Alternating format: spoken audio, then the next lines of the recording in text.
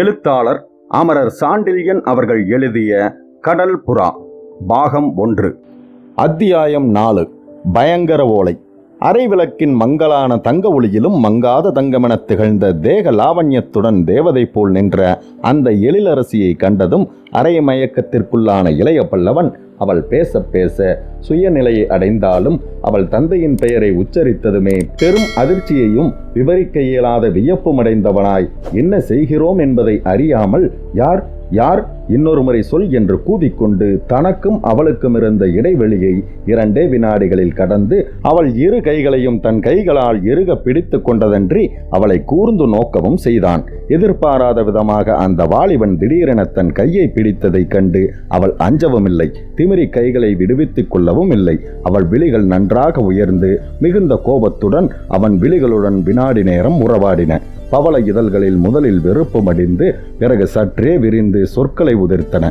என் தந்தையின் பெயரை இன்னொரு முறை கேட்க என் அருகே வர அவசியமில்லை, கைகளை பற்றி நெரிக்கவும் தேவையில்லை என்றாள் அந்த அழகி. சொல் ஒவ்வொன்றிலும் அனல் வீச கனலை வாரி தெளித்த வெறுப்பை அள்ளி வீசிய அந்த சொற்களுக்கு கூட கருணாகர பல்லவனை சுயநிலைக்கு கொண்டு வரும் சக்தி இல்லை. அந்த ஆரம்ப இரவின் சம்பவங்கள் அனைத்தும் ஒன்றன் பின் ஒன்றாக அவன் சிந்தையில் வலம் வந்ததால் அந்த இரவு தன்னை குழப்புவதற்கும் தன்னை திரும்ப திரும்ப வியப்பின் வசப்படுத்துவதற்குமே ஏற்பட்டதோ என்ற நினைப்பிலேயே அவன் மனம் ஆழ்ந்து கிடந்தது.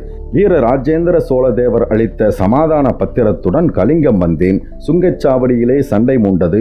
வீரர்களுக்கு தப்பி ஓர் அறையில் குதிக்கிறேன். யாரை காணவும் காக்கவும் மன்னர் உத்தரவிட்டாரோ அவர் மகள் வாழ்முனையில் என்னை வரவேற்கிறாள். இந்த விந்தைகள் கதைகளில் நிகழ்வதுண்டு, வாழ்க்கையில் விளைவதுண்டா என்று திரும்ப திரும்ப எண்ணி பார்த்து பிடித்த கைகளை விடுவிக்காமலே சில வினாடிகள் மௌனமாக நின்றுவிட்ட கருணாகர பல்லவனை அவள் சொற்கள் மீண்டும் தாக்கின. தமிழர் பண்பாடு விசித்திரமாக இருக்கிறது. இளைய பல்லவரே, முன்பின் அறியாத பெண்களின் கைகளை பிடிக்கும் படிப்பினைதான் தமிழக வாலிபர்களுக்கு கற்பிக்கப்படுகிறதோ என்று சுட சுட அவள் சொற்களை உதிர்த்ததன்றி சற்றே திமிரவும் செய்தாள். அப்படி அவள் சொற்களை சுடச்சுட உதிர்த்தாலும் கைகளை திமிரியதாலும் ஓரளவு சுயநிலையை அடைந்ததன் விளைவாக திடீரென அவள் கைகளை விட்டுவிட்டு இளைய பல்லவன் மன்னிக்க வேண்டும், உணர்ச்சி வேகத்தில் முறை தவறி நடந்து விட்டேன் என்று குழம்பி குழம்பி சொற்களை உதிர்த்த வண்ணம் அவளிடமிருந்து திடீரென திரும்பி கையில் அப்பொழுது உருவி பிடித்திருந்த வாளை உரையில் போட்டுக்கொண்டு தன்னை நிதானத்திற்கு கொண்டு வர சாளரத்திற்கு வெளியே சென்று தலையை நீட்டி கீழிருந்த வீதியை கவனித்தான். வீதியில் அப்பொழுதும் வீரர்கள் நடமாட்டம் இருந்தது. தன்னை துரைத்து வந்த காவலாட்களும் குதிரை வீரர்களும் சேர்ந்து கொண்டு விட்டதையும் எதிரும் புதிருமாக வீடுகளின் கதவுகளை தட்டி சோதனையில் ஈடுபட்டிருப்பதையும் கண்ட அந்த வாலிபன் சோதனை தொடர்ந்து நடந்தால் தான் பிடிபட அதிக நேரமாகாது என்று தீர்மானித்துக் கொண்டு மீண்டும் அறையின் உட்புறத்தை நோக்கி திரும்பினான். அந்த சமயத்தில் அந்த அழகி இருந்த இடத்தை விட்டு அசையாமலும் கையில் உருவி பிடித்த வாளை சுவரின் ஆணியில் மாட்டாமலும் நின்றிருப்பதை கண்டதும் மெல்ல புன்முறுவல் செய்த இளைய பல்லவன், இன்னும் வாள் தேவையா? என்னை யார் என்றுதான் தாங்கள் புரிந்து கொண்டு விட்டீர்களே என்றான் நிலைமையை சற்று சீர்திருத்த முயன்று. அவள் கருவிலைகள் அப்பொழுதும் அவனை நன்றாக ஏற இறங்க பார்த்தன. புரிந்து கொண்டதால் தான் வாள் தேவையாக இருக்கிறது என்றால் அவள் இதழ்களில் இகழ்ச்சி நகையை கூட்டி. என்ன புரிந்து கொண்டதால் வாள் தேவையாக இருக்கிறது என்று ஆச்சரியத்துடனே வினவினான் கருணாகர பல்லவன். ஆம், நான் கருணாகர பல்லவன் என்பதை அறிந்த பின்புமா இந்த வாளின் உதவி தேவை? பெயரை கேட்டதும் தேவையில்லை என்றுதான் எண்ணினேன். ஆனால் என்று சொல்லி வாசகத்தை முடிக்காமல் விட்ட அந்த அழகி சிறிது சங்கடத்திற்கும் உள்ளானதை கவனித்த இளைய பல்லவன், ஆனால் என்ன, தைரியமாக சொல்லுங்கள் என்று கேட்டான். பெண்மையின் சங்கடத்தின் விளைவாக நிலத்தில் தாழ்த்திய விழிகளை அங்கிருந்து அகற்றாமலே அவள் பதில் சொன்னாள். கருணாகர பல்லவர் என்ற பெயரை கேட்டதும் சற்று துணிவுதான் கொண்டேன். தமிழகத்தில் பெரும் வீரர் இருக்கும்போது பெண்களுக்கு எந்த ஆபத்தும் நேரிட காரணமில்லை என்று நினைத்தேன். ஆனால் முன்பின்னறியாத பெண்ணின் கையை பற்றும் பண்பாடு இளைய பல்லவருக்கு உண்டு என்பதை அறிந்த பின்புதான் இதற்கும் வாள் கையில் இருப்பது நல்லது என தீர்மானித்தேன். அவள் வார்த்தைகள் உதிர உதிர அவளை விட பன்மடங்கு சங்கடத்தையும் வெட்கத்தையும் அடைந்த கருணாகர பல்லவன் செய்தது தவறுதான், ஆனால் நினைத்து செய்த தவறல்ல. இந்த ஊரில் நான் கால் வைத்த வினாடி முதல் தொடர்ச்சியாக நடந்த சம்பவங்கள் தூண்டிய உணர்ச்சி வேகத்தில் நடந்த தவறு. என்று தட்டு தடுமாறி சமாதானம் சொன்னான். பல வீரர்களிடம் தன்னந்தனியே போரிட்டு பாலூர் கோட்டை காவலையும் மீறி வந்திருக்கும் அந்த வாலிப வீரன் தன்னெதிரில் குழந்தை போல் நிற்பதையும் தட்டு தடுமாறி சமாதானம் சொல்வதையும் கண்ட அவள் இதயத்தில் அவனை பற்றி ஏற்பட்ட ஆரம்ப சந்தேகம் மறைந்து அனுதாபம் உதயமானாலும் அதை வெளிக்கு காட்டாமல் கடுமையாகவே பேச முற்பட்ட அந்த அழகி உணர்ச்சிகளை அடக்குவதுதான் வீரர்களுக்கு அழகு இல்லையா இளைய பல்லவரே என்று கேட்டாள். உணர்ச்சிகளை அடக்கத்தான் வேண்டும். ஆனால் 2 சமயங்களில் உணர்ச்சிகளை அடக்குவது வீரர்களுக்கு அழகுமல்ல விவேகமும் அல்ல என்றான் இளைய பல்லவன். எந்த சமயங்கள் அவை என்று கேட்டாள் அவள் வியப்புடன். ஒன்று போரிடும் சமயம். அந்த சமயத்தில் வீர உணர்ச்சிக்கு இடம் கொடுக்காதவன் வெற்றியடைவதில்லை. அடுத்தது திடீரென பேச்சை நிறுத்தினான் இளைய பல்லவன். அடுத்தது காதல் என்று சொல்ல முற்பட்டவன் தன் யுக்தியையும் தத்துவத்தையும் அளவுக்கு மீறி காட்டினால் மேலும் அந்த பெண்ணின் இகழ்ச்சிக்கும் கோபத்திற்கும் இலக்காக நேரிடும் என்ற எண்ணத்தால் சம்பாசனையை வேறு திசையில் மாற்றி, எதற்கு வீண் விவாதம்? உங்களை எதிர்பாராத விதமாக சந்தித்தேன். உங்கள் தந்தையின் பெயரை கேட்டதும் அதிர்ச்சியடைந்தேன். அதனால் உணர்ச்சி பெருக்கெடுக்கவே உங்கள் கைகளை பிடித்து விட்டேன். தவறுக்கு வருந்துகிறேன் அரசகுமாரி. வருந்தி மன்னிப்பு கேட்பவர்களுக்கு மன்னிப்பளிப்பது மன்னர் குலத்தார் பண்பாடு.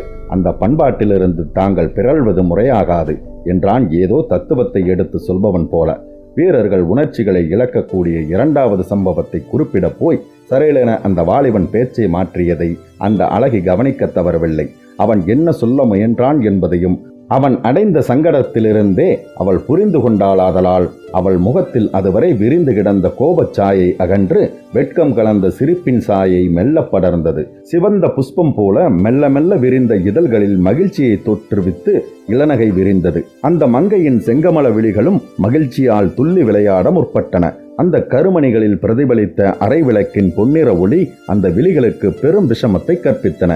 இளைய பல்லவர் வாழ்வீச்சில் வல்லவர் என்று கேள்விப்பட்டிருக்கிறேன். ஆனால் பேச்சிலும் வல்லவர் என்று இன்றுதான் அறிந்தேன் என்றால் அந்த அழகி கலுக்கென்ற சிரிப்பை உதிரவிட்ட அந்த சிரிப்பை தொடர்ந்து கையில் இருந்த வாளையும் பக்கத்தில் இருந்த மஞ்சத்தின் மீது எறிந்தாள். அவள் முகத்தில் கோபம் அகன்றதையும் அவள் இதழ்களில் மகிழ்ச்சி நகை கூட்டியதையும் கண்ட இளைய பல்லவனின் மனம் பெரிதும் சாந்தப்பட்டதால் அவன் நிதானமாக பேச முற்பட்டு, என் நிலைமை உங்களுக்கு புரிந்திருக்கிறது அரசகுமாரி. கோட்டை காவலரிடமிருந்து தப்பி கடாரத்தின் இளவரசர் தங்கியிருக்கும் மாளிகைக்குள் வந்து குதிப்பேன் என்பதை நாம் எப்படி எதிர்பார்த்திருக்க முடியும்?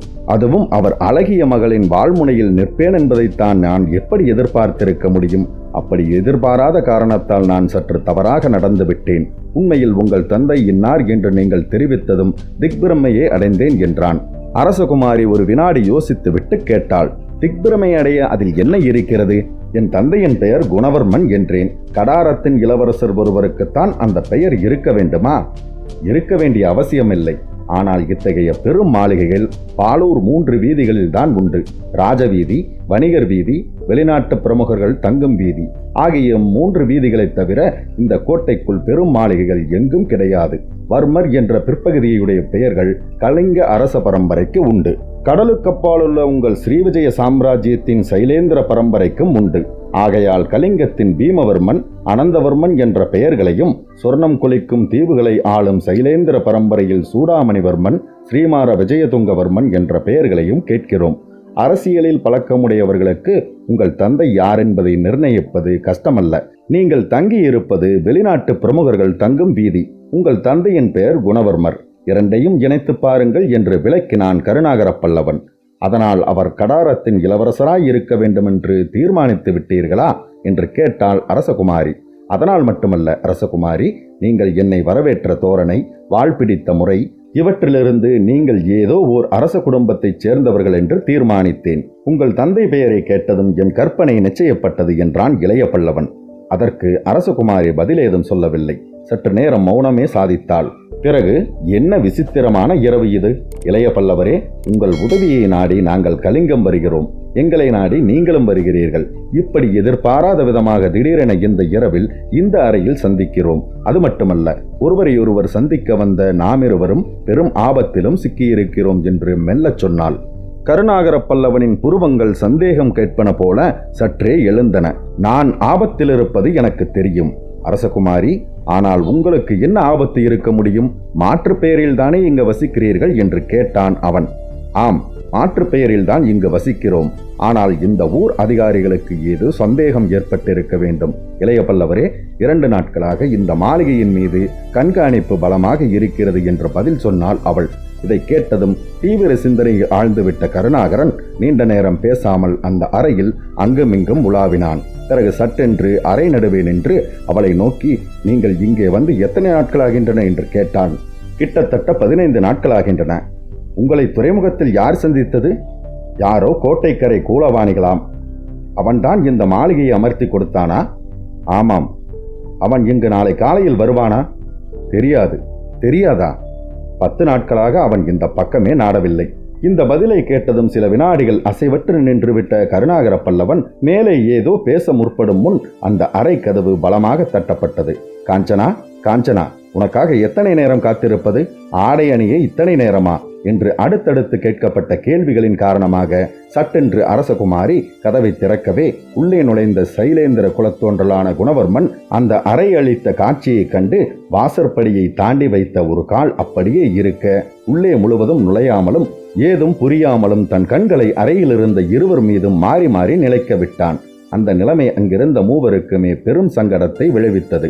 ஆடையை சரியாக புனையாமல் அரைகுறையாக சுற்றி கொண்டு தன் புதல்வி நிற்பதையும், அவளை விழுங்கி விடுபவன் போல ஒரு வாலிப வீரன் கண்களை அவள் மீது செலுத்திக் கொண்டிருப்பதையும் கண்ட குணவர்மனுக்கு என்ன பேசுவது, என்ன செய்வது என்று தெரியாததால் சற்றே குழம்பினான். அரைகுறையாக சுற்றப்பட்ட ஆடையுடன் தான் நிற்பதைக் கண்டு தந்தை மலைத்ததை கவனித்த அரசகுமாரி நாணம் உணர்ச்சிகளை கவ்விக்கொள்ளவே குழப்ப மிகுதியால் தரையில் கண்களை ஒட்டினாள். மற்ற இருவரை விட கருணாகர பல்லவனின் நிலை அதிக சங்கடமாய் இருந்த போதிலும் அரசகுமாரியின் பெயர் காஞ்சனாதேவி என்பதை அவள் தந்தையின் அழைப்பிலிருந்து அறிந்து கொண்ட காரணத்தால், காஞ்சனாதேவி என்ன அழகான பெயர் என்று தனக்குள்ளேயே திரும்ப திரும்ப சொல்லிக் கொண்டதன்றி இவள் அழகுக்கு பெயர் விளக்கம் கூறுகிறது. இவளும் சொர்ண விக்கிரகம் போலத்தான் இருக்கிறாள் என்று விவரித்து மனதை மகிழ்ச்சி வெள்ளத்தில் ஆழ்த்திக் கொண்டிருந்தான். இப்படி மூவருமே 3 வித மார்க்கத்தில் சிந்தனைகளை ஓட்டியதால் ஏற்பட்ட மௌனத்தை, சங்கடத்திலிருந்து முதலில் தன்னை மீட்டுக் கொண்ட காஞ்சனாதேவியை கலைக்கத் தொடங்கி, ஆடை அணியத்தான் அறைக்கு வந்தேன் என்று இழுத்தாள். அப்படியானால் ஏன் அணியவில்லை என்று எழுந்தது குணவர்மனின் கேள்வி சற்று கோபத்துடன். அதற்குள் இவர் வந்துவிட்டாள் என்றாள் காஞ்சனாதேவி. இளைய பல்லவனை கையால் சுட்டிக்காட்டி. குணவர்மனின் குழப்பமும் கோபமும் அதிகமாகிக் கொண்டிருந்தன. தன் பெண் பாதி உடை உடுக்கும் போது ஊர் பேர் தெரியாத ஆடவன் ஒருவன் அறைக்குள் வந்ததை நினைத்த போதே கோபம் அவன் முகத்தில் தாண்டவமாடியது. அதை பற்றி தன் பெண் வெட்கமில்லாமல் பேசுகிறாளே என்பதை நினைக்க அந்த கோபம் எல்லையை தொட்டது. ஆனால் திடீரென ஏற்பட்ட சூழ்நிலையில் சிறிது குழப்பத்திற்கும் உள்ளான குணவர்மன், இவர் வந்து விட்டாரா என்று முதலில் சிறிது வியப்பை காட்டி, பிறகு இவர் யார், முன்பே தெரியுமா உனக்கு என்று புதல்வியை கேட்டான். தெரியாது, சற்று முன்புதான் அறிந்தேன் என்றாள் காஞ்சனாதேவி. அப்படியா என்று எழுந்தது குணவர்மனின் 2வது கேள்வி. அவன் குரலில் ஒலித்தது இகழ்ச்சியா கோபமா என்பது விளங்கவில்லை காஞ்சனாதேவிக்கு. இருந்த போதிலும் மறுபடியும் சொன்னாள், அறிந்ததும் வியப்படைந்தேன் என்று. எப்படி வந்தார் இவர் என்று குணவர்மன் விசாரித்தான். சாளரத்தின் வழியாக. வீரர்கள் வர சரியான வழி இதுதானா? தவறாக எண்ணுகிறீர்கள் தந்தையே. இவர் கலிங்கத்தின் வீரர்களால் துரத்தப்பட்டார். தப்பி வந்து அறைக்குள் குதித்தார். வீரர்களுக்கு பயந்து பெண்ணிடம் சரணாகதியா? சிறந்த வீரன்தான், சந்தேகமில்லை. தந்தை திரும்ப திரும்ப இடக்காகவும் இகழ்ச்சியாகவும் பேசியதால் சற்று கோபமடைந்த காஞ்சனாதேவி, யோசித்து பேசுங்கள் தந்தையே, இவரை யார் என்று நீங்கள் அறியாமல் பேசுகிறீர்கள் என்று எச்சரித்தாள். அந்த வாய்ப்பு உனக்குத்தான் முதலில் கிடைத்திருக்கிறது என்றான் குணவர்மன். அவன் சொற்களில் கண்ட இகழ்ச்சியின் விளைவாக சீறி எழுந்த காஞ்சனாதேவி, அந்த வாய்ப்பை உங்களுக்கும் அளிக்கிறேன் தந்தையே, பெற்றுக்கொள்ளுங்கள். யாரை நாடி நீங்கள் கலிங்கம் வந்திருக்கிறீர்களோ, யார் துணை கொண்டு சோழவேந்தன் உதவியை நாட கடல் கடந்து இங்கு வந்து தங்கியிருக்கிறீர்களோ, அந்த இளைய பல்லவர் தான் உங்கள் முன்பு நிற்கிறார் என்று கூறிவிட்டு அந்த அறையை விட்டு செல்ல சரையலென திரும்பினாள். நில்லுங்கள் அரசகுமாரி என்று அவளை தடுத்த கருணாகர பல்லவன், சைலேந்திர மன்னரே, விதியின் விசித்திர கயிறுகள் விபரீத நிலையில் இந்த மாளிகையில் நம்மை பிணைத்திருக்கின்றன. விரிவாக பேச இது சமயமல்ல. ஆனால் இதை மட்டும் படியுங்கள் என்று தன் கச்சையில் இருந்த பையை எடுத்து பிரித்து அதற்குள்ளிருந்த ஓர் ஓலையை எடுத்து குணவர்மனிடம் நீட்டினான். அந்த ஓலையை விளக்கின் அருகில் கொண்டு சென்று படிக்கத் துவங்கிய குணவர்மனின் முகத்தில் பெரும் வியப்பும் திகைப்பும் மெல்ல மெல்ல படராயின. சில வினாடிகள் ஓலையை கையில் பிடித்த வண்ணமே நின்றுவிட்ட குணவர்மன் அந்த ஓலையை தனது மகளிடம் நீட்டினான். ஓலையில் கண்ட வரிகளில் ஓடிய ஏந்திலையின் கண்கள் மெல்ல மெல்ல எழுந்து இளைய பல்லவனை நோக்கின. அந்த ஓலையில் கண்டிருப்பது உண்மையானால், இதில் கண்டிருப்பது மட்டும் நடந்துவிட்டால் என்று ஏதோ சொல்ல முயன்று பெரும் திகிலால் பேச முடியாமல் சொற்களை விழுங்கினாள் காஞ்சனாதேவி. அவளை தொடர்ந்து பேசிய குணவர்மனின் குரல் மிகவும் தீனமாக ஒலித்தது. ஓலையில் கண்டிருப்பது நடந்தால் எங்கள் குலம் ஒழிந்தது, சைலேந்திர பேரரசு முறிந்தது, சொர்ணபூமியே அழிந்தது என்றார். என்ன பயங்கர ஓலை, என்ன பயங்கர திட்டம் என்று காஞ்சனாதேவியும் பெருமூச்செறிந்தாள். அரை விளக்கின் சுடர் லேசாக நடுங்கியது.